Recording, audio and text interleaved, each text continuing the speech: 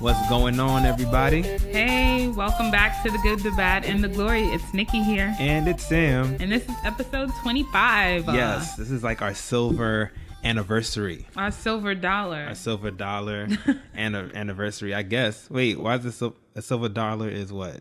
25 cents? No, just that was... Ignore that. I don't know why I called it a silver dollar. I don't know. Yeah, that was dumb. But yeah, anyways, 25. Yeah, 50 would be like our gold. Is right? it? No. Is it 50 gold and 25 is silver? No, it's the anniversaries. I'm not quite sure. Okay, we'll fact check that for you guys. More than that. More to come.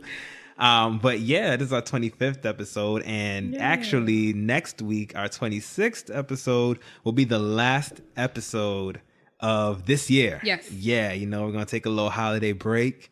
Make sure we are rested and that we come back refreshed with some more great content for you guys. Yeah. But I mean, we're doing it real big this episode. We got Naomi Raine coming through a little bit later. Yes, so excited about that. Yeah, excited to hear about her artistry, and everything that she's doing right now. But stay tuned. Yes. But first, as always, tell us about your weekend, Sam.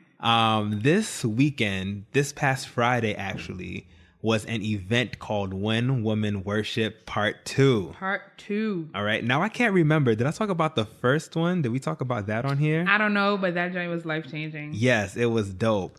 It featured the same people as last time. Celeste Charles, I'm not sure if you guys know her. AKA Leslie's World. Yes, a dear friend, a dear sister of ours.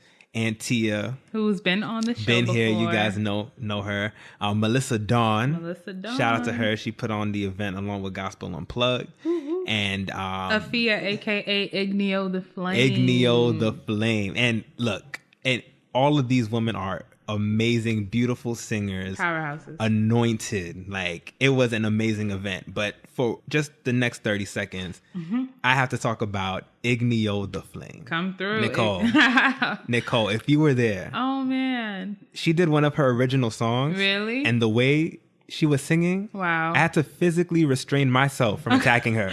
Like, why are you singing like this right here, right now? Why are you so good? Why are you so good? All of them, of course, were amazing, anointed. I just had to, Igneo's my sister. I just had to shout her out real quick because she did amazingly. I hope it was recorded. I want to see. I hope so too, because she did her thing, just like they all did. But her original song, she was doing some crazy stuff. That's cool. Yeah, but aside from that, I chilled with the wife over the weekend. This Saturday was like a snow day. It snowed, and I was like, I ain't doing nothing today.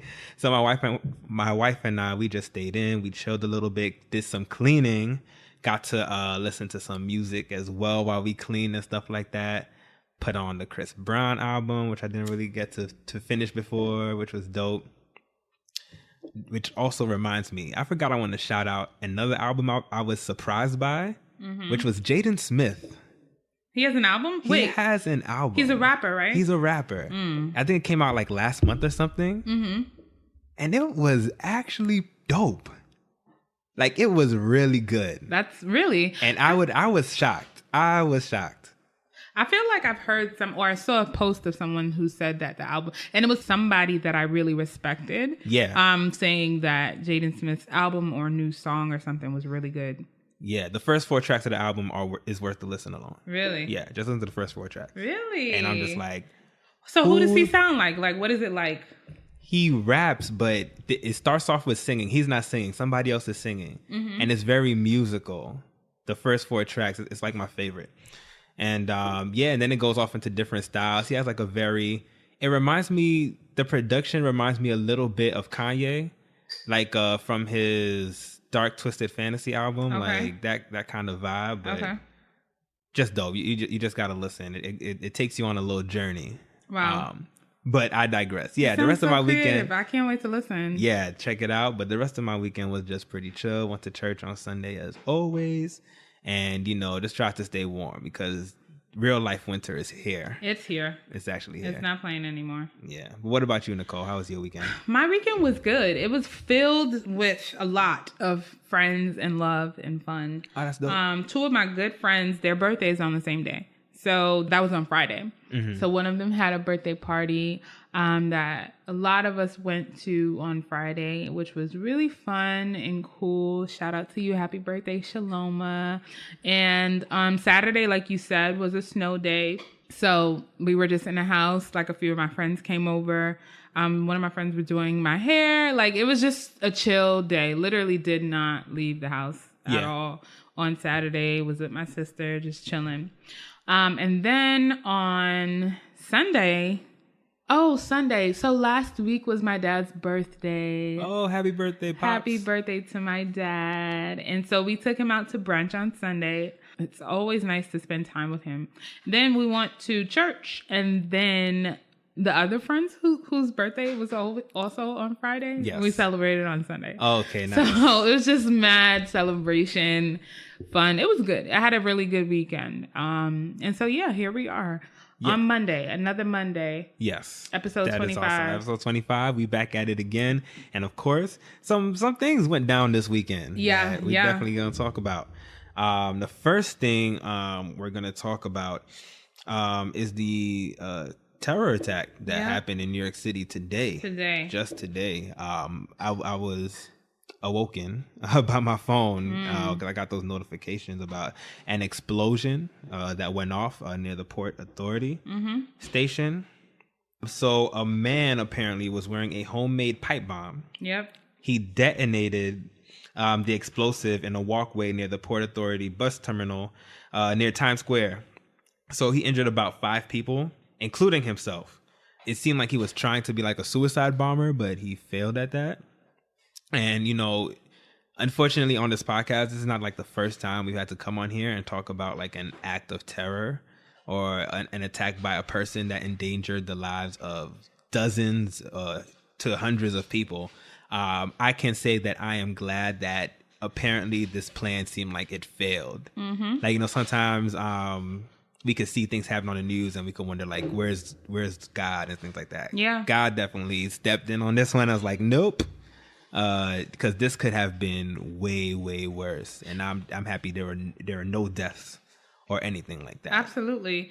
I mean, it's just, you just never know. You don't. Every day we get up, go to work. A lot of us get on the trains to go to work, and we expect to make it safely. We expect for nothing to happen. We expect for everyone to just be normal. We don't expect for there to be bombers and terrorists in our commute. Like, so for something like this, it shakes you up a little bit. And I think one of the, like a press conference today with the governor, the mayor, and the police commissioner, de Blasio was like, everyone's fine. There are no deaths. Everyone just get back to work. We're not going, New York City is the most resilient city. Everybody, just don't let this disrupt your day. But it's like, that's hard. That's Absolutely. a little bit, that's a little bit hard to, just act like this is fine. Happens. Right, exactly. Honestly, like, I mean, you think, of course, things can happen, but it's like, at least in my most recent opinion, we've done so well, and I put that in quotes because, of course, I'm not aware of everything that goes on. But I mean, since September 11th, there hasn't been like a major attack of terror, at least on the subway system, where a whole bunch of people use every day, things like that. So you're right, even to see that this person could get a bomb into a station, because he successfully got a bomb into there. It just didn't go off successfully. Yeah. There is that ability that there's only so much, I guess, security we can have. Maybe things will start getting a bit tighter. I mean, but subways. Like for that level of like, you can't. He had the bombs on his person, on him, as like that is not something that you can stop someone from doing on a subway. So really, you just have to pray and like live every day, because that's not something that you can protect yourself against. Yeah, it's not realistic to have like metal detectors and things on this. Do you know how long that would take? Yeah, no, we wouldn't be able to get nowhere. Yeah, I mean, I don't know. It's just something to think about. Like, and even we found out that he lived in Brooklyn. Yeah, and actually not far from any of us.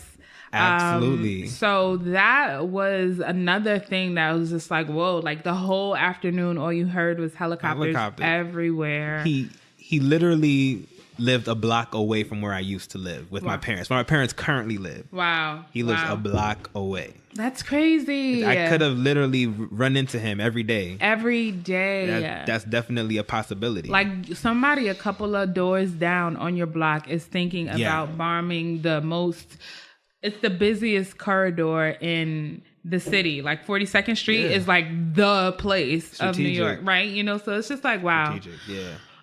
So yeah, that is what's happening in New York today. Yeah, keep praying. Keep yourselves covered as you go out there. That's really all you could do. Yes. Now, what's happening on the internet? A couple of days ago, there was a video that went viral of a little boy named Keaton Jones who was being bullied. And it struck a nerve of many people. I'm not even gonna lie. Like when I first saw the video, I started crying. Like immediately. Like I just felt so much. I felt so badly for the boy. Like I just thought about kids who get bullied and who don't love themselves or don't want to go to school, don't want to live for being bullied. However, after I saw the video, I did have a lot of questions. Yeah. A lot of questions like, why is your mother recording you saying this? Same here. Like it went viral, so I came across it on my timeline, and when I first saw it, that was kind of one of the first questions I had in mind. Like I was like, this is sad, but why am I seeing this, and why is this on the internet, and how did this get here? So I was just kind of like more like puzzled, but then I started contemplating my life. Like, man, have I been in a position maybe where I would have allowed bullying or partook in bullying? It did come across as a very innocent video nonetheless. Like I didn't think anything malicious of it. I was just like, okay, this is a little weird that the mother would decide to, post her son crying like this on the internet. Yeah, like that was the same question that I had. Like, who is recording this and what is the motive? Like, what is your goal in doing this? Maybe it was to bring awareness to bullying. It's possible. We don't know. But since then, the mother has started a GoFundMe page for donations. Yeah. And even, I think before that, this video touched the hearts of celebrities all over, right? Like even Cardi B was talking about how she's going to beat these kids up. And she don't care if they're little kids. Yep. So many people. It's true. Like that doesn't change the fact. Like I felt for this boy who was being bullied, and it's never right. It's never okay. He touched the hearts of those people. Right. So, the GoFundMe page, right? Yes. Since the video went viral, has raised over $54,000. Wow. Right? Yeah. It's really good. Yeah. More questions on that, right? So, like, why do you need money if your son is being bullied? Yeah, like what exactly is the GoFundMe page for? What? What are you funding? Is it helping children of bullying worldwide? What are you funding? Do you sending your son to private school? Like for what? Why do you need this money? Going on? So then, of course, people on the internet, I feel like so many of us on Instagram can just become investigators. Just draft us into the FBI. Ever since Serial, we got it out here. We don't need a justice system. We be exonerating people. Listen, we doing it all. If you exist on the internet, we will find you. Yeah. Okay, so people did some searching, some digging, and they came across Keaton Jones's mother's page, the woman who was recording him and asking him all of the questions about his experiences being bullied. Come to find out, in the posts, they're waving these big Confederate flags. One of them has a baby gun in their hands, some hats that look like Make America Great Again hats, and all of this. And the little boy who's being bullied is in the photo as well. So you already know where that went. Yes. And actually, one of the stories that was the most interesting to me is Joe Schilling, who is an MMA boxer, had reached out to the mother of of Keaton Jones. Yeah. And Joe Schilling offered to have Keaton Jones brought out to meet some of the other MMA boxers, maybe go to some of the fights and just, so he can feel better about himself, get some notoriety, whatever. Dope. Great thing to do. Good idea. Great thing to do for a kid. Right? Yeah. Give him something. Absolutely. What did the mother say, Sam? What does she say? No, it's okay. We just want money. We literally just want money. And then, Joe Schilling was like, why? And apparently the mother was like, I'm a single mother. The holidays are coming up. You can just send us money.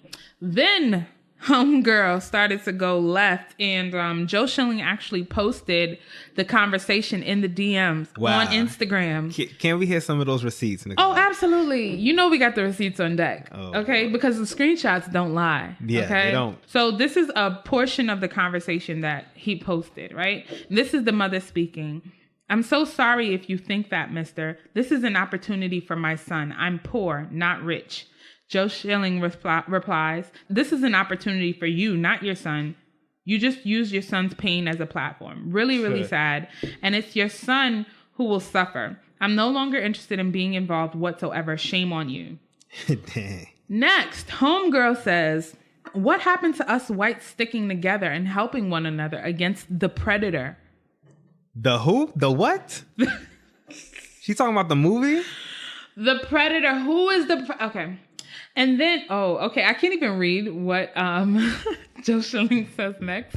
Oh, but Lord. There were some very, very choice words. And then she asked him if he can delete what she just said. Oh, Lord. Are you dumb? According to, I just channeled. Do you watch Major Hype videos? I haven't seen them recently. You're bugging. No, one of the characters, Major Hype's characters, all she says is, "Are you dumb?" Oh, right. It's mad funny. Anyway, so homegirl is a fraud, and she's using her son, who's being bullied, to make money for what we don't know. And she was successful. We got. Well, I didn't get got because I didn't get no money. Right. For $55,000. Our hearts got got. Our hearts got got. What are your thoughts on this? So, people will get exposed eventually, and I'm happy for her. It took less than about 48 hours for it to happen to her. Oh, absolutely. And hey, she got exposed. Now, one thing I was thinking of, like, plot twist. What if some liberals was bullying Keaton for being a Confederate supporter, for being a closet white supremacist? Oh, plot twist. Oh my gosh, this is so terrible. But I was talking to somebody about it today, and they were like, "Yo, I hope his bullies were black." And I was like, "Yo, what? That is terrible." Oh my god, but bullying is wrong. Period. On all sides. It's let's put that out there. But sometimes it just not sometimes. No, bullying is always wrong. But in this scenario, it just makes you want to really analyze all aspects of it. Absolutely. It's sad. I mean, it's definitely gonna make people probably more untrusting online. Like we're gonna triple check our facts before we start expressing our sentiments. I'm sure it's sad. Yeah, absolutely. But they got exposed, which was great. Once again, the little boy who he probably didn't choose to be a Confederate supporter or whatever. So. He's getting bullied at school, and he's getting some horrible ideals instilled in him at home. So we still need to pray for this little boy and not give him no money, because his mom's just gonna take it all. And I just want to, on the topic of the internet and what's posted and what we're able to give to and all of that. Another thing that's happening is this week. A very, very big decision is being made that many people are not talking about. And on December 12th, the Federal Communications Commissions, the FCC, is making a decision on net neutrality. For those of you who do not know, net neutrality is a regulation that has existed since the internet came about that allows everyone to have access to consume and to post the same types or of information on the internet. It just allows a free-flowing space of information to be posted and consumed on the internet. Right. Now, what's about to happen is that there are about to be regulations. Those regulations are about to be taken away. meaning companies like AT&T, Comcast, Verizon, and a bunch of others will have the power to either speed up, slow down, or block particular content on the internet. Right. Which is crazy to me because that is not only another way to censor information, but we know that so much good has come from the internet, especially for groups of like marginalized people, whether it be people of color or like minority religions or just people who do not have that platform or the fame to sort of get a message across or just even express themselves creatively. They've found that space on the internet. Yeah. Now, without net neutrality, these big companies will be able to say, actually, nope, turn your mic off, mute your website, block your content. And considering everything that's happening as far as like race relations or just I feel like it's just going to be a way to sort of promote certain agendas that are backed by power and money. Absolutely. They ain't going to try to put Colin Kaepernick on TV and nothing like that, any articles like that. And it just makes me feel like, we're in one of those countries like China or like North Korea where they literally censor parts of the internet. They feel like the people can't, access certain types of information because, they limit the freedom of what people is able to know about what's really going on. Exactly. And I feel like it's part of what makes America America. Like once you get into something like that, you're really messing with like one of the fundamentals and foundations of this country. So absolutely not one of the good parts of this country, because a lot of things we've been trying to combat and get rid of that seems so hard. Let's not try to get rid of one of the good things about this country. Because America is starting to flop a little bit. It's crazy though. It just feels like we're taking so many steps back. Like I went to, was it this year? I went to Cuba. I think it was this year in February. I went to Cuba, and that is something that is a point of contention in Cuba. Yeah. Like having the internet in your home is illegal for that very reason, for the very reason that information is power. And they don't want people to have that form of power. So you have to sort of buy packages on the internet. There's like a whole black market where you can buy a certain amount of information from the internet. And it's just a very underground way of getting information, because information is power. Like once people know something, you cannot stop them from doing. That's why learning is everything, right? Yeah. We're supposed to be students of life, but when you block someone from the access to know, to learn, to just explore on their own, it's just I don't even have the words. It's just so sad. Like we're moving backwards. It's crazy. And I know for myself, this is something I got to research because I didn't hear about this until you brought it up, Nicole. So it's important to stay informed about things like this because you could lose certain freedoms for things that like the blink of an eye. So I'm gonna look into it and see if there's anything I can do to prevent this from happening, because I think a majority of people listening to this podcast, using the internet all over the globe or all over this country would definitely disagree with something like this taking place. So I'm definitely gonna look more into that. So what else is going on the internet? Well, if net neutrality is taken away, you probably wouldn't have been able to see that R. Kelly got his home robbed over the weekend, which he took to social media to show everyone what exactly happened to him. According to the Daily News, the singer gave a crib-style video tour of his recently robbed Atlanta home and revealed that burglars made off with almost all of his belongings. Wow. Now, I did get to see some of the video where R. Kelly is just kind of going around showing the emptied rooms and things like that. He was saying things like, they basically cleaned out my whole house. I want to thank all my fans for all their support. This is what happens when you let people get too close to you. What? Wait, so... people for 25 to 30 years. So this is what happens. So none of his concubines were home when they robbed his house? As of this time, I'm not sure whether they were stolen as well. I don't know, but he definitely made sure not to picture any of them. I don't know. Maybe 16-year-olds aren't good at watching homes. I can't. You kind of expect these things to happen. Goodbye. But while watching this, I couldn't help but think, R. Kelly, nobody cares. Nobody feels sorry for you. Care. I don't. Nobody cares that people stole from your house where you keep your stolen children. Okay, like nobody feels bad for you. We R. don't. Kelly. We have no sympathy, none whatsoever. Jesus, R. Kelly. Especially when you have the money to buy it all over again. Right now, he said, "This is what happens when you let people get too close to you. People you know for 25 to 30 years, and we know this can't be." Any of his girlfriends because they are not of that age. So he could not have known them for that long. But he thinks, and as well as the police seems to think, it was someone really close to him. And I believe they're close on, the tracking down who the person is and things like that. But, I'm not an eye for an eye person. But R. Kelly, if you steal children from their homes, chances are you're gonna get stolen. Possibility. Yeah. It might be possible. Yeah. So we're not sorry for R. Kelly. No, get your life right, R. Kelly. Right. But in other news, one of my favorite preachers, John Gray.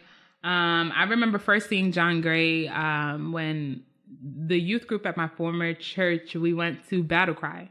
That huge conference that they have. I went to a Battle Cry or two in my day. Yeah, right. We used to go to what time? We went to Battle Cry like 5 years in a row. Anyway, I was first introduced to John Gray at Battle Cry. He preached there, and it was phenomenal. Like, I've been following him ever since. He was a pastor at Lakewood Church, which is Pastor Joel Osteen, whom many love to hate. I don't know why. Absolutely. He was a pastor at Joel Osteen's church, Lakewood Church in Texas. Is that Texas? Yeah. Texas. And so he announced on Facebook that he and his family are #going green. The Grays go green, meaning they are becoming senior pastors. They're leaving Lakewood Church and becoming senior pastors at Redemption Church in Greenville, South Carolina, with Pastor Ron and Hope Carpenter. Yes. So, I mean, the post felt very positive. It didn't feel like there was any bad blood. Who knows what's going on? I don't know. Who knows? I told my wife that maybe John Gray found out that Joel Osteen really was keeping the doors locked during Hurricane Harvey. I'm taking me and my kids and we out. Now, we ain't down with this. Right? We gonna give you grace, Pastor. Right. Let this die down before we make our exit. Right. But it sounds like a promotion. It does. So congratulations to John Gray and his family, his beautiful wife and 2 children on becoming senior pastors in South Carolina. Yeah, I do feel bad for Joel Osteen though in a Why? way, because I felt like he brought the flavor to Lakewood Church. I'm sure he'll find another person to bring some diversity. Exactly. I'm sure. He's dope. John Gray is dope. Any church that loses him, they lose a powerful speaker, powerful preacher. Definitely. But he'll bounce back. Dang, that's Israel and John Gray that Joel Osteen lost. Losing all the black people. Elevation coming for them. Right. Yo, these are the churches on the come up. Wow. They gotta watch out. Yeah. So. The Grays are going green in 2018. They just had to be a preacher. So congrats to them. Yes, congrats to them. So guys, just stay tuned. We will be back with Naomi Raine. You're the guest of honor. You're the reason we are here, and we want to celebrate. You're the main attraction. You've drawn us all here, and we want to celebrate. All right, guys, we are back. And like we said earlier, we have a very special guest joining us today. Yay! A singer, songwriter, anointed woman of God. Favorite. Yes, I'm a huge fan. Is it safe to say reality TV show star now or YouTube star? I don't know about star, but I'm on there. It's Naomi Raine, ladies and gentlemen. Ooh, yay. Welcome to the show. We're so happy to have you. Yay. Thank you for having me. I'm excited to be here. Thank you. We're excited to have you. So we're going to kick off the interview portion of the show because we want to get to know more about you. We want our listeners to know more about you. I know a little bit about you from some of the shows that I've gone to, listening to your album. I play it all the time. One of my favorite worship artists. But tell us, who is Naomi Raine? Well, that's the hardest question in the world. Just because I think that we're all born with an identity and that we're trying to figure out who we are. But I would have to say that I'm a wife and a mom and a lover of God. And I just want to give him everything I have. And so I feel like he's given me a gift in music and singing and songwriting. And so I spend most of my life trying to give it back. And yeah, I like to have fun. I think I joke maybe a little too much. And yeah, I like to cook. I'm trying to think of the stuff I like to do. Cause I don't know that like we can really say like what we are. Right. Like, that's really hard. We really are. Like I'm a child of God, Yeah. you know? Yeah. Yeah, I don't want to like over spiritualize it, but then I don't want to like diminish it either or leave anything out. But I just feel like, I don't know. I guess you'll get to know who I am at the end of this interview. Right. For sure. That's great. No, that's really good. No, that's a hard question though, because we're not, Yeah. I think I said this before, we're not like one dimensional. We're not one thing. We're so many things, but that was a really good description. I like that. Absolutely. So just getting to know you even more, like we're being really invasive here. But we would like to know, what is your fondest memory? It could be musical, it could be non-musical, anything that you could think back to. Okay, so my fondest memory is of this time. I must have been like maybe 8 or 9, and my parents took us to one of my dad's like getaway trips with his job. And we were on this farm. And all I remember, and this is why autumn is my favorite season. All I remember is it was autumn and there were like colorful leaves everywhere. And it was like a field that like you couldn't see the end of the field. And it's crazy because my brother, this is his favorite memory too. Yeah. I just remember like we rolled down the hills, we ran it like till we had no more breath. And my parents had us dressed in like these matching sweatsuits. So like I had like a pink one, a purple one, a yellow one. It was so weird. But that's my fondest memory, just being out and playing and having fun running. I can't even remember why, like who the people were, I think we were in Vermont. And it was just beautiful. That's my fondest memory. Wow, that's pretty cool. How big is your family actually? Like your immediate family? My immediate family is 4. So my parents and my older brother, Larry, and myself. Okay, gotcha. 4 of you guys. That's cool. Just us. Nice. So this is one of my favorite questions because one of the things that I love the most about your music is the writing. The words of your songs are so potent. One of my favorite lyrics, I'm going to quote it because that's how much of a fan I am. I stepped down from the throne of my heart, saying all I am, it was yours from the start. I am casting down my crowns, all of that. So we want to know, as a singer, songwriter, what is one of the most challenging parts of your process in creating?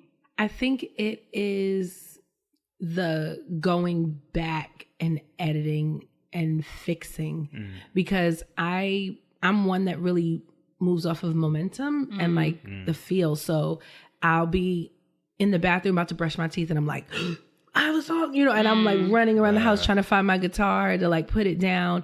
I put it down. And in that moment, really that's the moment that I need to capitalize on all of it. But because I'm such an editor, like I'll write something and then go back like 2 days later and be like, that doesn't make sense. No, edit this out. And I think that's the most challenging part because sometimes I can just become so discouraged that I'm like, forget it. But I'll know. And I think it takes a while because I know that a song needs to be released when like a week or 2 later, like whether I've gone back and listened to it or not, like I'm still thinking about the song. I'm still listening. When I said listening, I mean listening in my head. I don't know if y'all do that. Like if you listen to music in your head. No, yeah. I get what you're saying. Okay, it's strange. No. A little bit. It's all hard. No, I know exactly what you're talking about. But like I can hear the songs in my head. So if I'm still listening in my head, then I know that's all right. That's something I have to do. I think that's probably the most frustrating part with me. I mean, y'all know, if y'all watch the YouTube channel, y'all know me working with these producers and these musicians. That is super hard too. But at that point, the song is really written. That is more of the creative process. And it's mostly because of like my insecurities and me not wanting to be like, nope, do it like this. Yeah. Because I'm like, oh, I don't want to hurt anybody's feelings. No, we actually were watching a video of you talking about that very thing, about how sometimes it's so challenging to sort of let people in on that creative process and sort of allow them to sort of have an opinion about something so sacred. It's like to a vulnerable kind of expression, like releasing your music, like, hey, this is an idea I have in my head. Hey, Adele and Gary, shout out to them, bringing it before them, like, all right, now pick it all apart. You kind of explaining that, like, how it was. So it was really dope seeing that. Yeah. I'm like, it's mine. Don't touch it. And I want them to touch it. But the funny thing is that Gary's the type that's like, it's amazing. Doesn't matter what I show him, any song, he's like, it's amazing. It's amazing. And then later he's like, but fix this. On the side, like, but change this. And Adele is like, I don't know what to do with this. Okay, I have to figure, he's more, he doesn't give me always the response I'm looking for, like the yay, but I know that he's interested because he really wouldn't respond at all if he didn't want to work on it. So, yeah. Wow, that's awesome. I'm glad we touched on the show a bit because that's where we're about to transition to. Oh, yeah. And for those of you who's listening right now and the names Adele and Gary sound unfamiliar to you, you will definitely get well acquainted with them if you watch Naomi Raine's show on YouTube, which I, got the opportunity to watch over the weekend. I've literally been binging the show, and it's really great. Like, just the quality of it and everything like that. How did that show even get started? Listen. So I wanted to do this like documentary on that would like lead up or kind of show this process of me kind of getting to a concert about like the father's heart. And so like orphans and just like, because there's like an orphan spirit in the church and many people are rejected and abandoned and they live in that. And I really just wanted to show the father's heart. But then I had like so many people who had grown up in foster care. And I feel it's a really big issue, especially in New York City. A lot of children die in foster care. Wow. So for me, I was like, I need to like say something about, not that I'm directly affected, but I know a lot of people. My nephew is adopted and I just know a lot of people. So I wanted to do that. So I connected with Tamika. And I'm like, hey, I want to do this. What do you think? She's like, this sounds great. Let's do it. Well, as you can see, that has not happened yet. But she just began to come and say, okay, let's start filming you. Let's see what the story really is. And as she came to the rehearsals and we started to we're still really figuring out what we want to show and what really is the most important, because I don't want to just like be a reality person, YouTube star. I don't want that. I want people to see what's really going on and then also like kind of get the nuggets we get, And so I think we've been kind of successful in capturing something that's meaningful. Yeah, absolutely. Yeah, definitely. Reality TV probably isn't the right word for it because it's not a bunch of ratchetness at all or anything like that. Naomi's not throwing no drinks in nobody's face. No. She is throwing the glory, on the people who watch her and stuff like that. And it's just great, seeing behind the scenes how you come up with the songs, how you interact with your band, even, you introduce them and things like that. So it's awesome. Even your family. Which is great, meeting your family, your husband, your children. And one moment in particular, you were talking about your oldest daughter, I believe, April. You mentioned that she saved your life. And I saw that. I was like, oh, wow, I want to know more about this. Would you be able to expound more on what you meant by that? Yeah. I mean, I got pregnant out of wedlock. So when I got pregnant, I was in a church. I was in a mega church, a big church, and I was singing there. And, I was really comfortable there. And it was the type of place where you could just stay and be forever. And there are not a lot of opportunities outside of that, because it was a kind of place like when you're there, you're there, and that's just it. And I'm trying to be, nice, and maybe I can cut that part. But and I really don't mind if you do or don't. But when I got pregnant, of course, I got sat down, and it was the best thing, because at that moment I was faced with the fact that, like, Nay, it's bigger than the fact that you lie or you might curse from time to time. Like, you a sinner, like, you need Jesus, and that, like, showed me, and the Lord really, really walked me through this process of redemption, where I was able to see, because sometimes I feel like when we grow up in church and we just try to do what's right, we can't even see that we need Jesus. We think we just need him because it's like, I like that person, I'm not supposed to, like, it's bigger than that. Like, we are not worthy. And so, like, she really allowed me to see that God could take something that was terrible and wrong and bring something beautiful and amazing from it. And, like, there's no way I could say that my daughter is not, like, that she wasn't supposed to be here. You know what I'm saying? And I mean, and that's, and absolutely. God does not wink at sin. He's not like, go. But, like, you can't tell me, like, the Lord used my disrespectful self and my husband, our sin and our mess ups to show us his love and his kindness and his grace in the midst of it. And she saved my life, because honestly, I would have been still in that church, stuck there. I would not be doing what I'm doing now. I would not really be able to tap into the greatness that was inside. And this is nothing, and I don't even know if I'll be able to I don't even know if we'll be able to get all of what God really has inside of us. I think it's a life journey, but I know I would have still been stuck in there. And mind you, I would have been like a big fish in a really small pond, because we thought it was everything. We thought that it was, there's no life outside of here, but there is. Right? I'd have just been in there. I wouldn't even be with y'all right now. Oh, wow. That is awesome. Sometimes God does use certain things or situations to kind of change our perspective and see things. So that's definitely awesome and beautiful. No, that's one of my favorite qualities about God, is his redemption power. Like, he will take something that you think is so ugly that you even sometimes might be ashamed of, and take it and say, no, I'm going to make this beautiful. I love that. I love that story. Absolutely. He's so good. And speaking of your children, you have 2 other kids, right? 2 other boys. Have you, like, seen any future psalmists in the making yet, or any of them taking up mommy's mantle? I mean, Keaton is definitely interested in music, and he likes to sing, but he's in a no phase. Like, he's good at baseball, but I don't want to play. He's good at music and keeping beat. You want to play the drums? No. Like, everything is no. So I'm like, all right, I'm gonna let you live. April really is the one. Now she's listening to Michael Jackson, and so she's in the next room just singing the whole History album, History 1 and 2. And I'm like, wow, really? Like, she loves to sing, and Savy loves to sing too. They listen to music every night. Wait, Keaton wakes up in the morning, and today he was shouting, like, we don't even shout. Wait, what?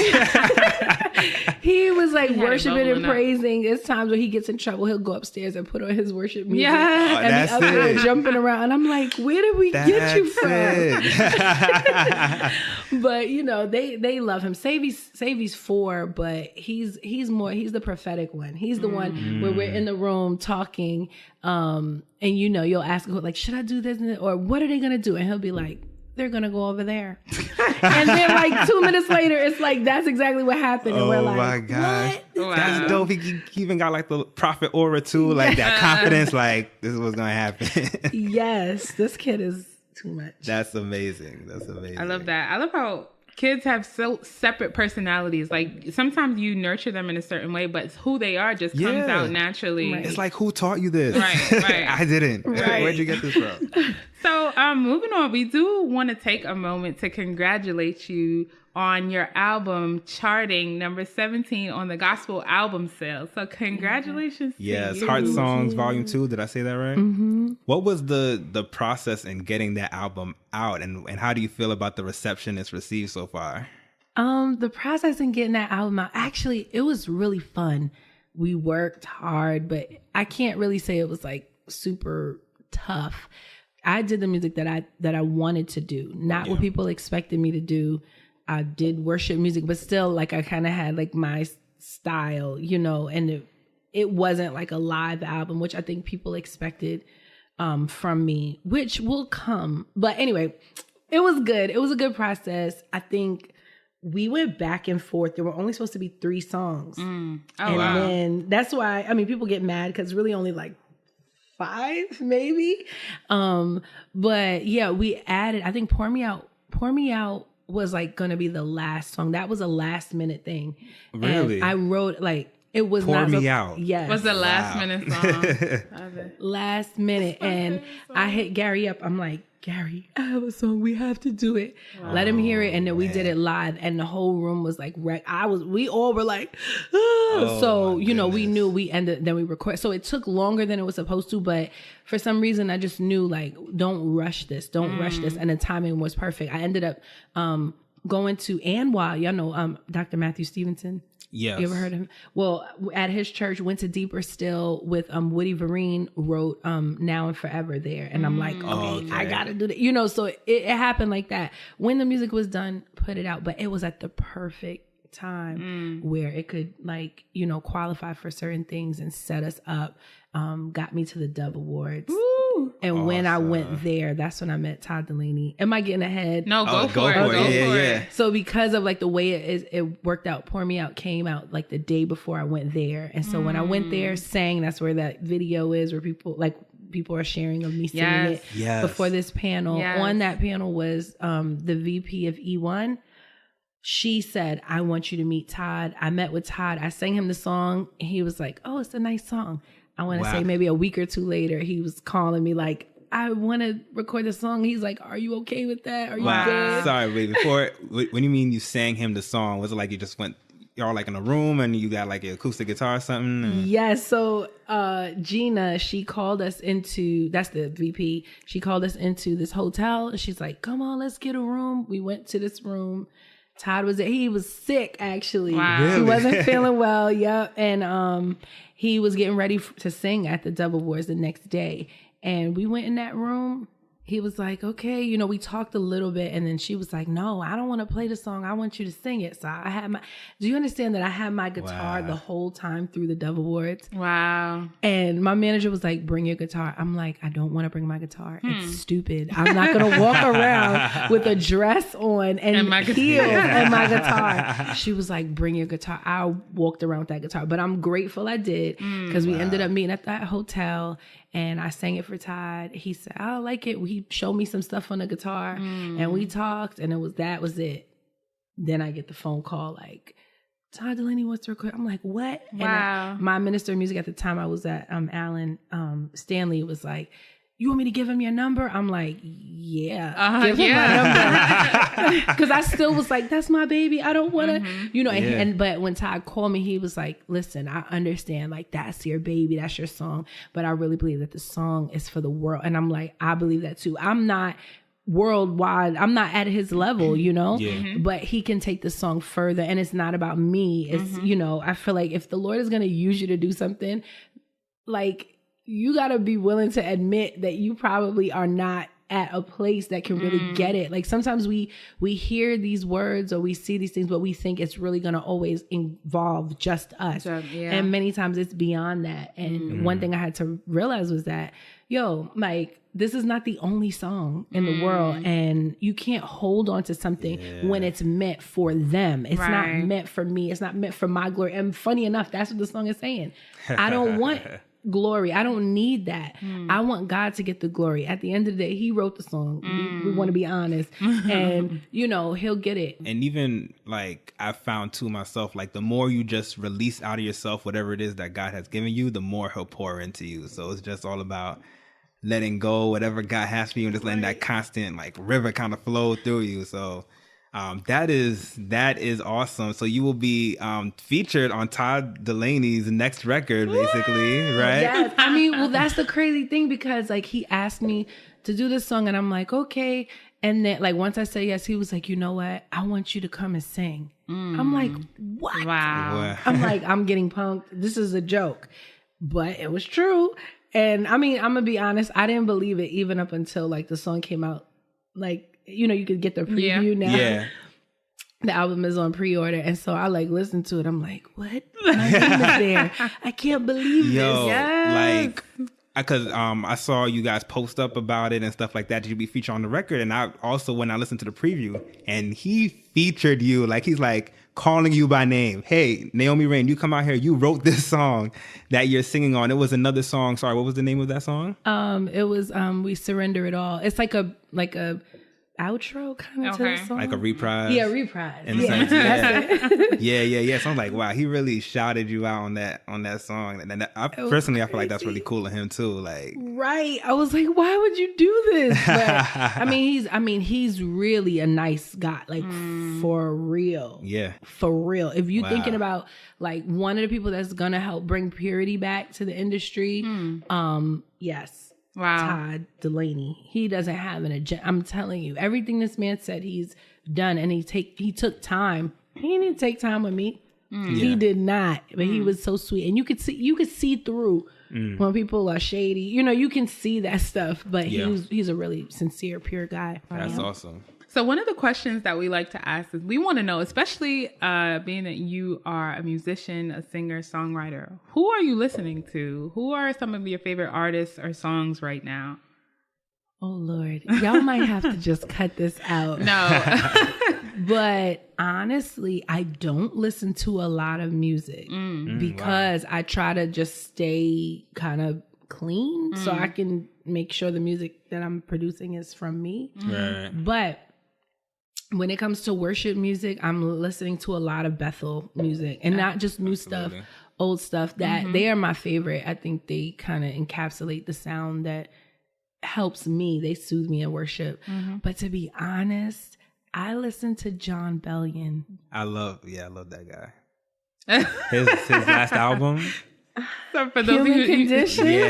Yeah. Do you understand? Now, mind you, I don't. And they'll like people that know me will tell you I don't listen to secular music. Really, I don't, because it's one of those things for me that I have to be very careful about. But this man, and mind you, I can't deal with the profanity. It's a lot. But something about his music, something about the lyrical content, the honesty, it really encourages me. It inspires me, and it helps me. Like, all right, every time we kind of get like, you know, we're traveling a lot and stop being creative. When I listen to his music, I'm like, okay, I gotta go make some music. I'm about to write this song. So yeah, John Bellion. He's dope. He's real dope. That's cool. He cusses. He has a potty mouth. Lord's working on him. He's working on him.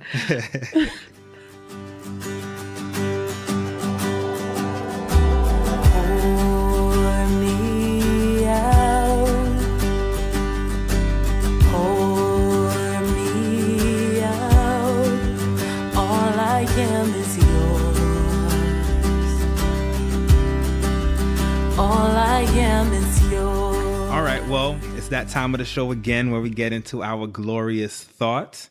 And today's glorious thought will be focusing on something maybe you have some experience with, Naomi Raine, on how to maintain spiritual practices and spiritual habits, you know, things that we do like prayer, making time for worship, things like that. If we have a consistent time for that in our lives, maintaining that while also achieving natural success, elevation in our lives, how to keep our eyes kind of fixed on the Lord while, you know, we're seeing so many blessings come about and not to get distracted by that.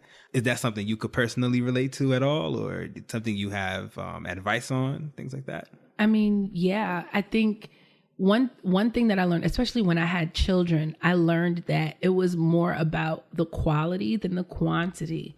Because I lean towards self-righteousness because I grew up in church.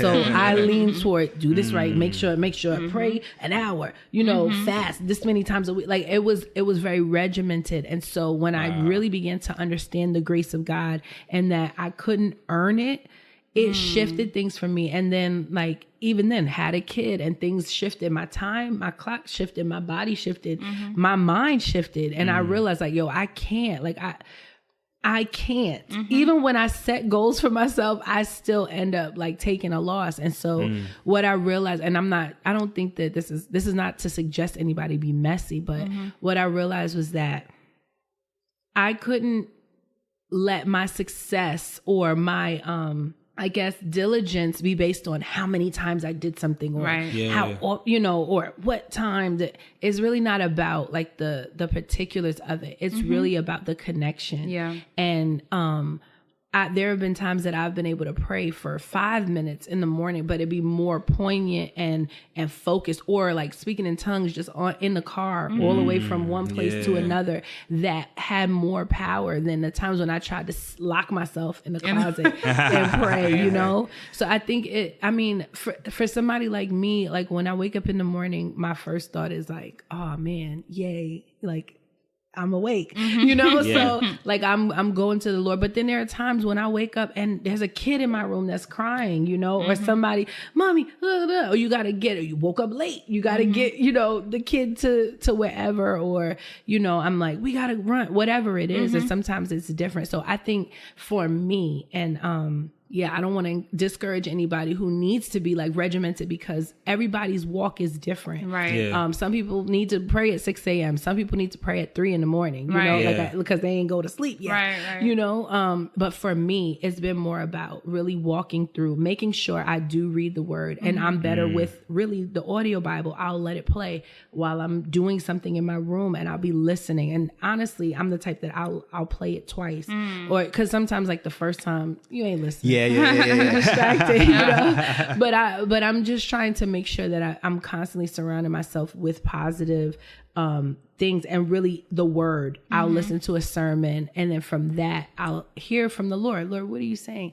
You know, and the Lord will lead me places. I feel like it's better for me to be led than for me to try to dictate the conversation with the Lord. Like, this is what I want. This is what, and mind you, there's nothing wrong with asking for stuff, but like, yo, Lord, like, what are you doing right now? What do you want to see?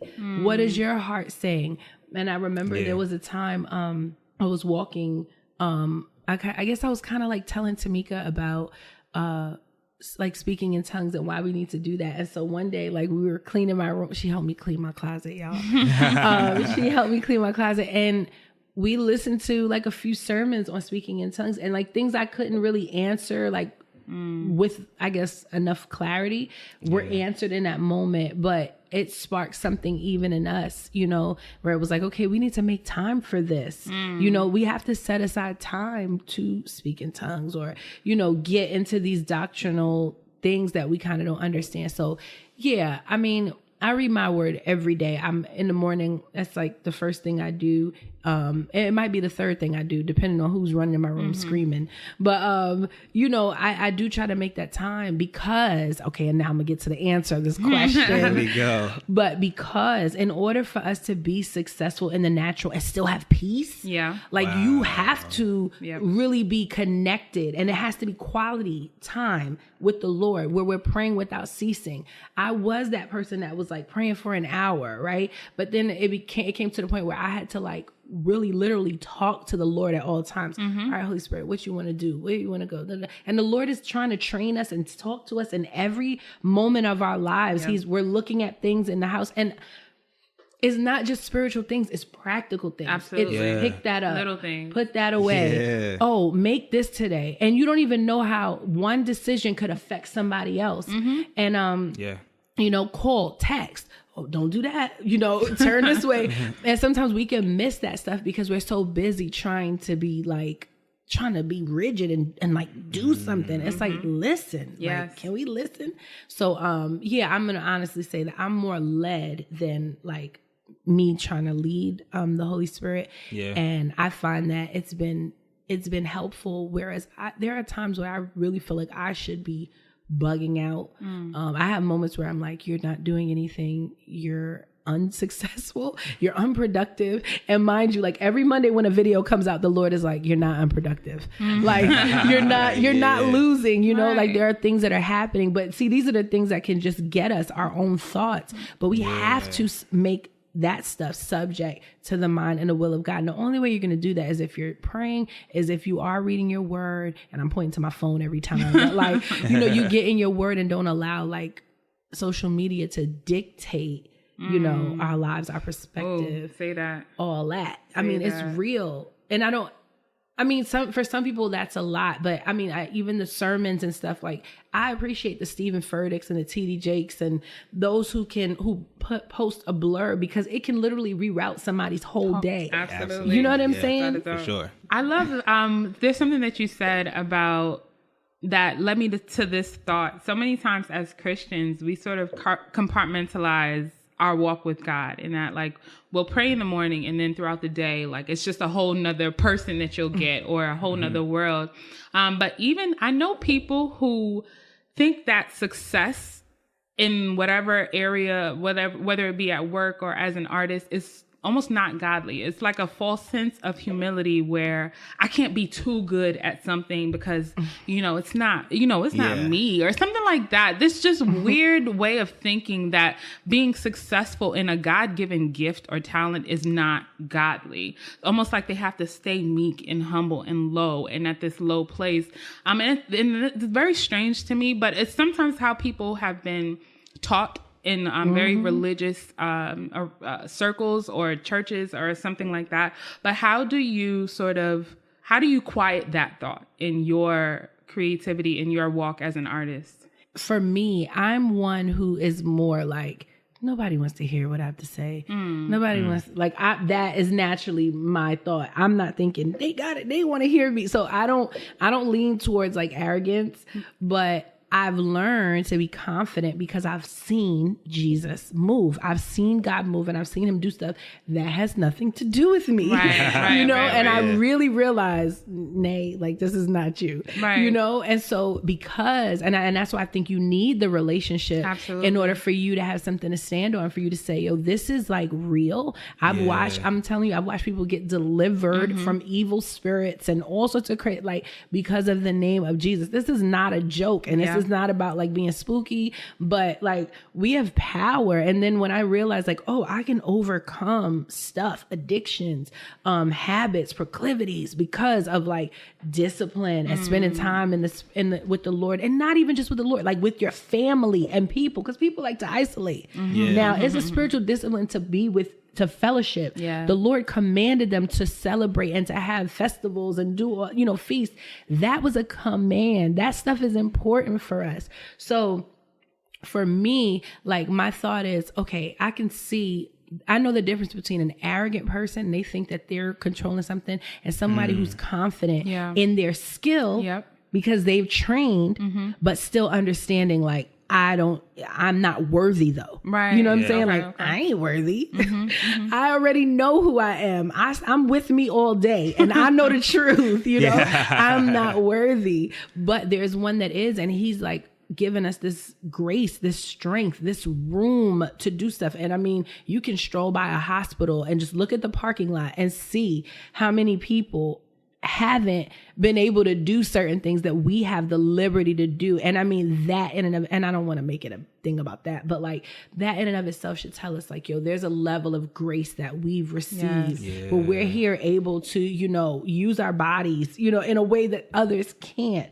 Like this is grace, and like, nah, like stop it, cut it out, like, and okay. And y'all just, edit me. But like, I feel like with the false humility, that is something that's taught. We're not, I went to a church, I went to a mega church. So that type of stuff is not really taught. They're more taught about, like, we were taught excellence, make sure we operate a certain way. There was somewhat of a show kind of entity to it. I remember singing at Nassau Coliseum when I was a little girl. I was groomed for wide open spaces and a bunch of people looking at you. So, and I mean, that's something that a lot of people don't get, but I was always told like the glory goes to God. This ain't about you. Cause realistically, next year it's going to be somebody else. It was like that, like, what is that, assembly line kind of thing, or a factory kind of, all right, if you don't work, we throw you out, and,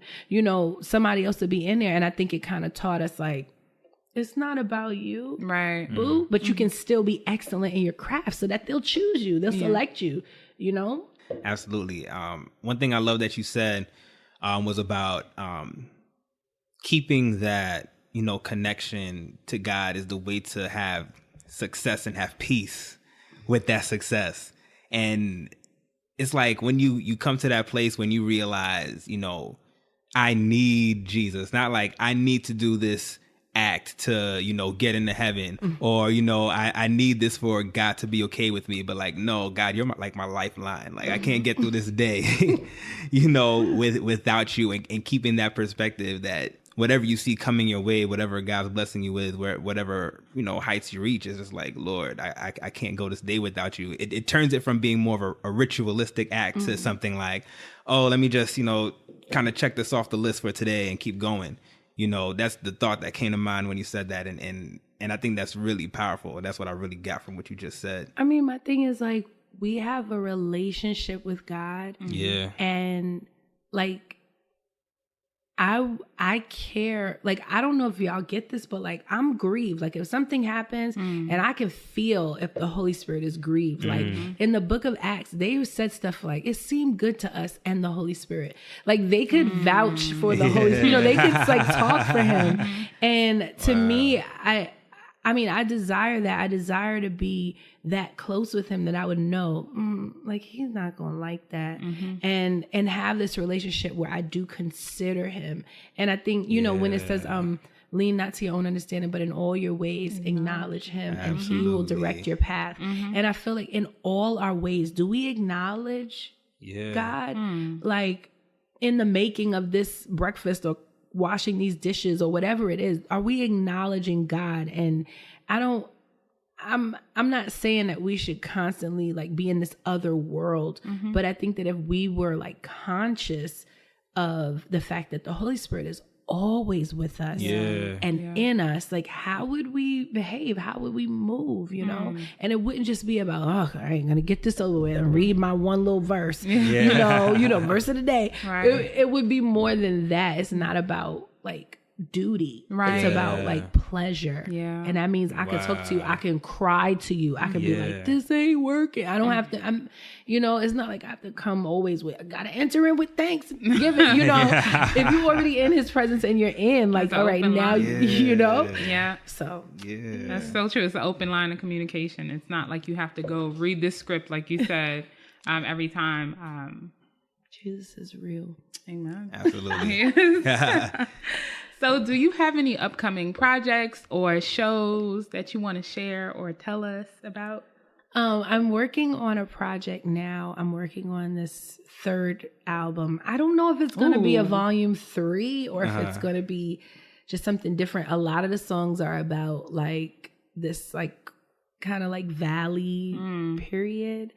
And I've gone through some things, lost some people, and relationships change when things happen in your life. People, I never thought it was real, like the people treating you differently, like you changed, and then like, I mean, when you didn't change, and then there are times when like you do change because that's what people do, and like we are different and we want different things. And so like me going through this process, the Lord's given me a lot of music that would encourage me, but also like it's songs of me crying out to him like, oh, I just need you because I don't want to be crazy, So yeah, that should be fun. That project that I'm doing. And then I really think that's it. I don't know if I should say this.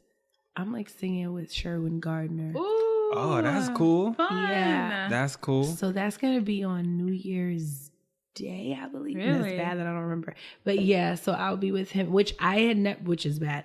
I didn't know about him, but he had reached out to me, and so I listened to his music, and it's beautiful. Oh, I grew up in a Caribbean church, so we knew Sharon Gardner. And I think he just transitioned into a worship artist. Before he was like a straight reggae soca artist. What? That's what. Oh yeah. I was like, this guy. Yeah, no. That's totally fine. He was straight. He had us jumping and waving. Like the it was like a straight Sean Paula Christian. Yes. That's who he was. That's so dope. Are you going to be in New York doing that? Yeah, we'll be in Brooklyn. Oh, good. Yep. So that's going to be fun. I don't really know I mean, honestly, like I've planned events. I will be doing like worship conferences and songwriter workshops this year because I think it's important. Like, cool. And that's what the YouTube channel is about. It's about showing people like this is what it really takes to get somewhere because people don't even know where to start many times. And I just want to use like the resources, the blessings. I was able, and this is what I want to say, like the blessing that comes from like the Todd Dulaney thing is that like E1 has signed me as a songwriter now. That is awesome. So I have a co-publishing deal with them. And that means that like I have access to more of the industry to get these songs. Cause it's not about like my voice necessarily, you know? In every arena, there are places for my voice, but there's also places for like the pen and there are places for the ministry and there are places for even just me as a person for me to connect with people. I think if we limit the Lord to like, it has to be like this. You said I was going to say, who talks like that? I don't know. Okay, so y'all already seen the videos. Y'all know I'm a little special. I don't know why. I feel like in Chicago we picked up this like Cartman from South Park voice. So every time we talk about like the crazy us, it always sounds like that. So we can't just expect it to be like, it's got to be me singing and no, like life is not like that. Shut up. It's not that. The Lord wants to do something different. You just got to be open and go with it. He doesn't show us the whole thing. Yeah. Yeah. So. Wow. Absolutely. That is awesome. And let me know if I'm being too nosy. But since you're signed with E1, you said, are there any other songs you have that has been like are going to be on other albums out there or coming up? Not yet. Not yet. All right, not cool. Yet. I like that. Not yet. No, definitely not yet. I know it's gonna happen. The bad thing is that I'm like, John, the publisher guy, he's like, hey, I know you're writing songs for your album. Let me hear those and I'll see if I can beat your songs. And I'm like, you can't have my songs. But I am putting, I'm putting them out there, but it's very slowly because I'm like, you ain't about to take my song, man. Yeah. But so we're working on it, and that means I might be doing some music from other songwriters. It's hard for me to sing somebody else's song though, Yeah. Like that is super hard for me because I'm like, I gotta really believe this. Right. But yeah, I mean, I think with this song with Sherwin is probably the first time I'm singing someone else's song. Like the Todd thing, it kind of flowed out of Pour Me Out, so I can. It was a worship flow. But the song was Jason Nelson. I sang his song. Okay, yeah, that's cool. Because he featured me on his project too. That's cool. Well, we're definitely gonna be tuning in and following your social media to find out more. We can come to those shows, Brooklyn, Sherwin Gardner, and Naomi Raine. I'm down. Yeah, for sure, absolutely. So, tell us, where can we find you on social media? Okay, so Instagram, that is Naomi Raine, NaomiRaine, and it's that on Twitter, even though I don't tweet, so don't follow me on Twitter. You can come over to Facebook. It's Naomi Raine, same spelling. And yeah, I mean, I'm always just not fussing, but just, talking about stuff and sharing pictures of life. I love that. And YouTube. They know. Oh, yes. Y'all got to check out this show. I got hooked over the weekend. I'm not fully caught up yet. Also, shout out to you guys. You guys got baptized recently. Yeah. That was so beautiful. That was awesome. That was so beautiful. That was awesome. Wow. Yeah, amazing. I got to catch up on the latest episode. But you guys got to check it out. Where can they find this show? They can find it on YouTube at The Naomi Raine. Yeah, it's good. It is. Well, we want to say thank you so much. We seriously are so grateful that you took this time to come here and talk to us. Thank you. We hope that everyone who's listening is blessed by it and connect with Naomi Raine on social media. Get her music, follow her, be blessed. It will literally, I promise you, you'll get something from this. And so that's episode 25. Yeah, that brings us to the end of our episode. Yeah, that's so cool. And as always, you can follow us on social media at Good Bad Glory. And that's on Twitter and Instagram. If you want to send us an email, if you have any questions, even for Naomi Raine, we can connect you all. Our email address is goodbadglory@gmail.com. We also have a website that's www.goodbadglory.com. Facebook, The Good, the Bad, and the... I mean, it's pretty much the same across all Y'all know platforms by now. Right? So, Sam, tell us, where can they find you? You guys can find me at Oh My Lord. That's OHMILORD. That's on Instagram. That's on Twitter as well. Although, like Naomi, I don't be tweeting like that. But you can catch me on Instagram.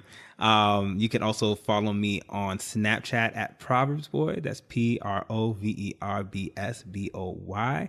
Follow me. I love to make new friends. Also, you guys can see my latest work at www.ohmylord.com. Yay. And you can find me at Nicky, and that's NICKITY on Twitter and Instagram, because I'll be posting stuff. And please rate, review, subscribe. We love to connect with you all. Absolutely. And we hope you enjoyed the show. For sure. And remember, guys, no matter what we talk about, whether it's good or bad, it's all for the glory.